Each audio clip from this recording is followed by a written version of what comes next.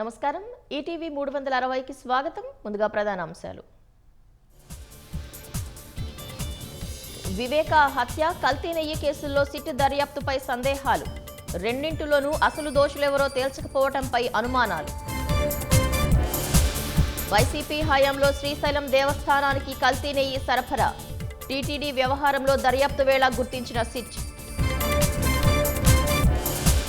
తిరుమల కల్తీ నెయ్యి అంశంపై నేడు కూటమి అధినేతల కీలక భేటీ. ఎన్డీడీబీ నివేదికతో పాటు సిట్ అంశాలపై వాస్తవాలు వెల్లడించే అవకాశం. స్థానిక సంస్థల్లో బీసీల కోటా ఖరారుకు డెడికేటెడ్ కమిషన్. వారం 10 రోజుల్లో ఏర్పాటు దిశగా సీఎం కసరత్తు.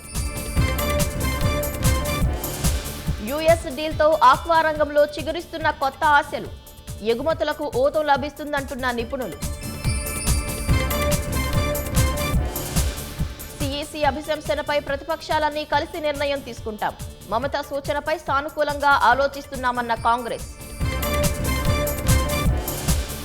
ఏ దేశం నుంచైనా చమురు కొనుగోలు చేసే హక్కు భారత్కు ఉంది. విభిన్న సరఫరాదారులను ఆశ్రయించడం కొత్తేమీ కాదన్న రష్యా.